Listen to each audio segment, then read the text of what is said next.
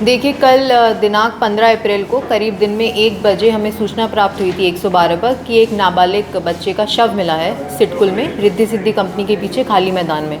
हमारी पुलिस बल जब मौके पर पहुंची तो पाया गया कि वहां पर जो बच्चा था और उसके परिवारजन पहले से मौजूद थे, जिनके द्वारा उसकी शिनाख्त की गई अंकित गंगवार के रूप में, जिसकी उम्र 15 वर्ष है और जो आज़ाद नगर ट्रांजिट कैंप क्षेत्र का निवासी है।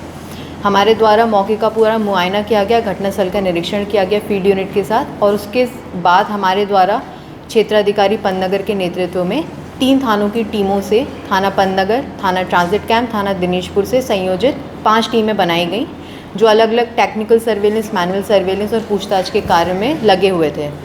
इनके द्वारा जब सीसीटीवी फुटेजेस का अवलोकन किया गया तो इनके द्वारा पाया गया कि जो मृतक था बच्चा अंकित गंगवार, वो अपने पिताजी के साथ सुबह स्कूल के लिए निकला था, लेकिन स्कूल को ना छोड़ते हुए उसके पिता जो थे देवीदत्त गंगवार, वह उसे घटनास्थल की ओर ले गए।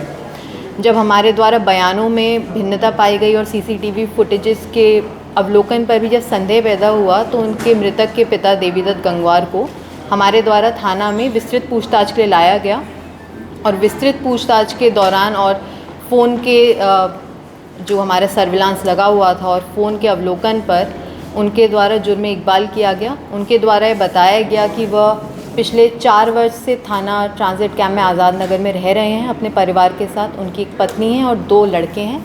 जो अंकित गंगवार था वो उनका बड़ा लड़का है और छोटा लड़का है जो 8 वर्ष का है। वो सिडकुल में काम करते हैं और करीब महीने के 18,000 रुपये कमाते थे। उनका ये कहना है कि जो उनका बड़ा लड़का था अंकित गंगवार, वह उनके पैसे चुरा लिया करता था और इस बात को लेकर घर में लड़ाई झगड़ा होता था और उनके द्वारा अंकित को मारा पीटा भी जाता था। इसी के क्रम में 12 तारीख को भी जब वो अपने गांव से लौटा अपनी मां के साथ अंकित यादव, तो उसके द्वारा दोबारा से 10,000 रुपये चुराए गए, उनके पिता का कहना है। और इसी बात को लेकर घटना की सुबह 15 तारीख को भी इनके घर में झगड़ा हुआ और मारपीट हुई और इनके द्वारा बेटे को मारा गया। इसके बाद इनके द्वारा योजना बनाई गई अपने बेटे की हत्या करने की, और उसी योजना के तहत इनके द्वारा उसे सुबह घर से ले जाया गया घटनास्थल पर, और वहाँ पर उसी की स्कूल ड्रेस की कमीज़ से उसका गला घोट दिया गया और उसकी हत्या कारित की गई। हत्या करने के बाद वह वापस अपने काम के लिए अपनी कंपनी गए और वहाँ अपने एक सहकर्मी के मोबाइल से अपने भतीजे अभिषेक को कॉल किया और यह बताया कि अंकित गंगवार तुम्हारा भाई मैदान के पीछे बेहोश अवस्था में पड़ा हुआ है। उक्त सूचना प्राप्त होने पर अभिषेक और बाकी परिवारजन भी वहाँ पर मौके पर पहुँचे, और जब उनको द्वारा मृतक को वहाँ देखा गया, उनके द्वारा पुलिस को सूचना दी गई। हमारे द्वारा इसमें अभियोग पंजीकृत किया गया था थाना पंतनगर में, और पूरी टीम ने इसमें पूरी रात लगकर इसमें घटना का अनावरण किया है। मुलजिम को गिरफ्तार किया गया। उसी की निशानदेही पर जो घटना में प्रयुक्त साइकिल थी उसे भी बरामद किया गया है। अभी इसे गिरफ्तार करके माननीय न्यायालय के समक्ष पेश किया जाएगा। और भी शामिल नहीं, इसमें किसी की भी संलिप्तता ज्ञात नहीं हुई है। इसमें विवेचना भी प्रचलित है। बच्चे का बैग नहीं, वो बैग लेकर नहीं चला था घर से स्कूल से बैग नहीं। मैम, बच्चे की शनाख्त कैसे होता है कि आप बच्चा कोई आई कार्ड चला गया बच्चे के लिए? नहीं, बच्चे के जो परिवारजन थे, बाकी जो परिवार के मेंबर्स थे, जो स्कूल के हमें फोटोग्राफ्स प्राप्त हुए, उसी से बच्चे की शिनाख्त हुई है। मैं कहीं ना कहीं आग बच्चे की फोड़ने की वो भी सूचना मिली थी कि आग भी फोड़ी गई है। नहीं, क्या है क्या जांच में? इस तरह का अभी कोई भी मेडिकल हमें टिप्पणी प्राप्त नहीं हुई है डॉक्टर से पोस्टमार्टम में। जो बताया गया, जो ज़ाहिरा चोट थी, जो मार्क्स ऑफ स्ट्रगल जिसे कहा जाता है, जब उसका गला दबाया गया तो जो स्ट्रगल के मार्क्स होते हैं, वही ज़ाहिरा चोट हमें सामने आई है।